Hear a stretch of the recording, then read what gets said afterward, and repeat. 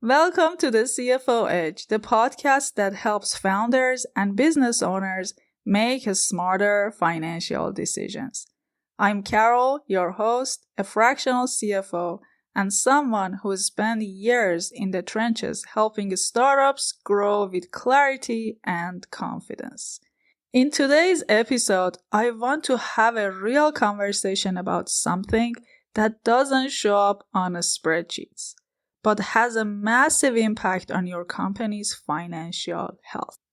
Transparency.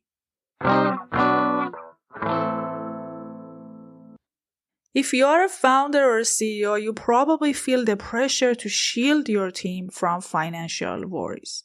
After all, you want to protect morale, keep people focused, and avoid panic. I get it. But here's the truth. Avoiding the conversation creates more fear, not less. In my experience, when a founder brings their team into the financial picture, even the messy or uncertain parts, they don't lose control. They gain alignment. Let's say you are extending your runway. You are cutting some expenses, reworking vendor contracts, or slowing down hiring. You could just say, we are tightening up. Or you could explain, we are focusing on cash flow because we are aiming to extend our runway from 12 to 18 months.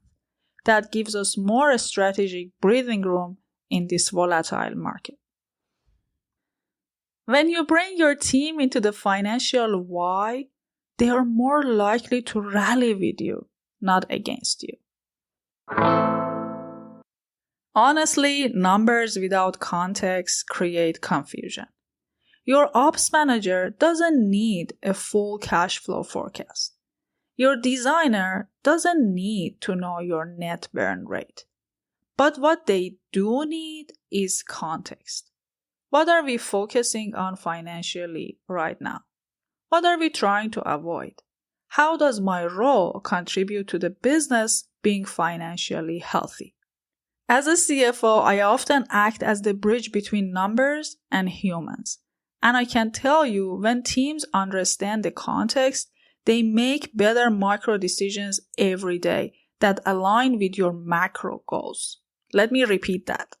They make better micro decisions every day that align with your macro goals. I worked with a startup that had just closed a seed round, about $1.5 million. The CEO wanted to scale quickly, hire aggressively, and launch a new product line, which was completely understandable. But as their CFO, we talked and said if we grow too fast without a stabilizing core revenue, we'll burn through this cash in under 8 months. So instead of just saying we are not hiring right now, we brought their leadership team in, shared the projections, explained the risk, and got everyone on board with a revised, leaner growth. Result? No panic, no quiet quitting, a focused team aligned on a clear financial mission. That's what transparency looks like.